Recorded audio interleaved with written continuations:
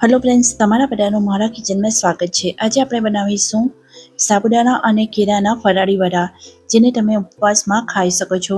અને આ વડા બનાવવું એકદમ સહેલું છે।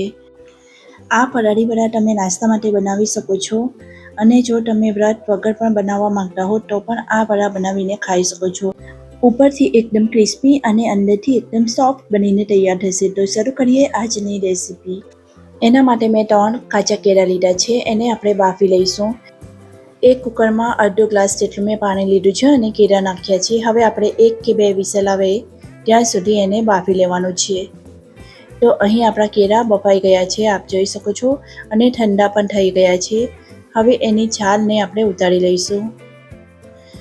આ રેસીપીને બનાવવું એકદમ સરળ છે, અને જો તમે બટાકા ના ખાતા હોવ તો આ રીતે કેળા અને સાબુદાણાના વડા બનાવીને ખાઈ શકો છો। હવે આ કેળાને આપણે છીણી લઈશું, જેથી એમાં મોટા ટુકડાઓ ના રહે। તમે ચાહો તો એને હાથથી પણ મેશ કરી શકો છો, પણ આ રીતે છીણવાથી કેળામાં મોટા ટુકડા નથી રહેતા, જેથી વડા એકદમ મસ્ત બનીને તૈયાર થશે। તો અહીં બધા જ કેળા મેં છીણી લીધા છે। હવે આ કેળામાં આપણે સાબુદાણા યુઝ કરવાના છે, તો એના માટે મેં અડધો કપ જેટલા સાબુદાણાને આ રીતે પલાળીને રાખી દીધા હતા। હવે એક બાઉલ લઈશું અને આપણે જે કેળાને છીણીને તૈયાર કર્યા છે એ આમાં નાખી દઈશું। ફ્રેન્ડ્સ, આ રેસીપીને બનાવવું એકદમ સરળ છે, ઓછા સામાન સાથે એકદમ ટેસ્ટી વડા બનીને તૈયાર થશે।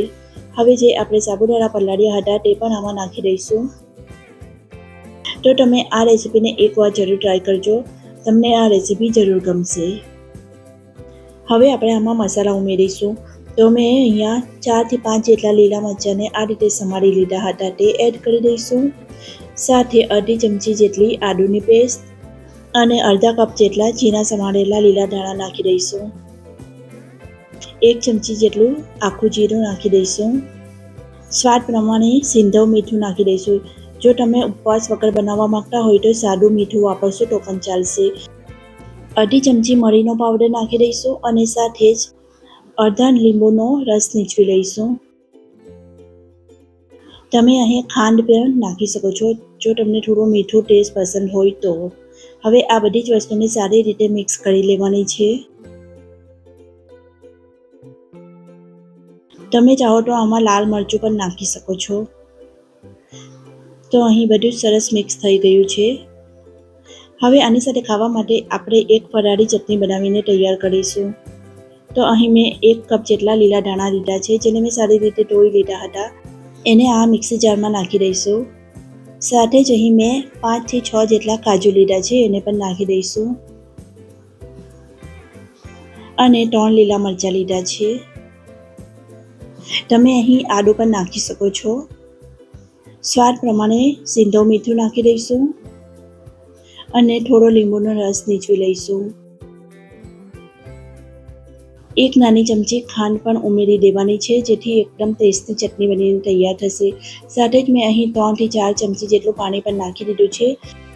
હવે આ બધી વસ્તુને પીસીને આ રીતની ચટણી બનાવીને તૈયાર કરી લેવાની છે। અહીં આપણી ચટણી બનીને તૈયાર છે। હવે આપણે વડા બનાવી લઈશું।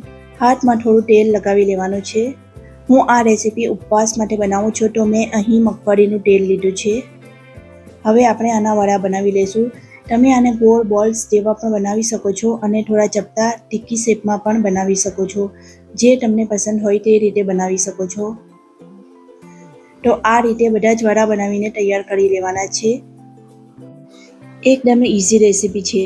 આ ટાઈમે જો તમારું મિક્સર થોડું નરમ થઈ જાય તો તમે એમાં રાજગરાનો લોટ નાખી શકો છો, નહીં તો ઉપવાસમાં કોઈ પણ લોટ ખાઓ એ નાખી શકો છો। તો અહીં મેં આ રીતે બધા જ વડા બનાવીને તૈયાર કરી લીધા છે।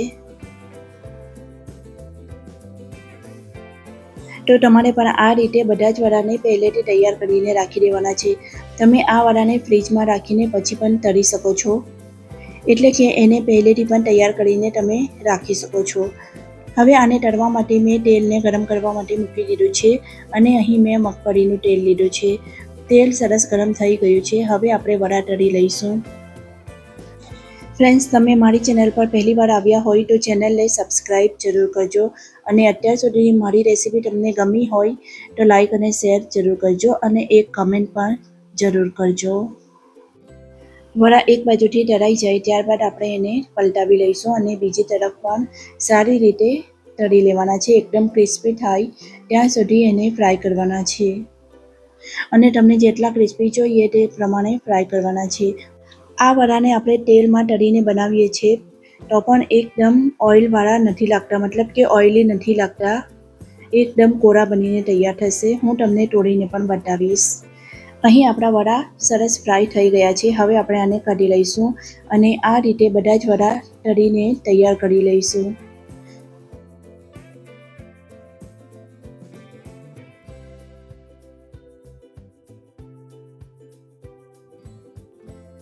અહીં આપણા બધા જ વડા તૈયાર થઈ ગયા છે. હવે આપણે એને એક પ્લેટમાં સર્વ કરી લઈશું. તમે જોઈ શકો છો એકદમ ક્રિસ્પી વડા બનીને તૈયાર થયા છે. આ વડા ચટણી જોડે એકદમ ટેસ્ટી લાગે છે, તો તમે આને ઉપવાસ માટે બનાવી શકો છો અને ખાઈ શકો છો અને ઉપવાસ વગર પણ બનાવી શકો છો. આ રેસીપીને એકવાર જરૂર ટ્રાય કરજો. તમને આ રેસીપી જરૂર પસંદ આવશે. ઉમ્મીદ કરું છું આજની આ મારી રેસીપી તમને પસંદ આવી હોય. તો મળીએ છીએ બીજી એક નવી રેસીપી સાથે. ત્યાં સુધી bye bye. Thanks for watching.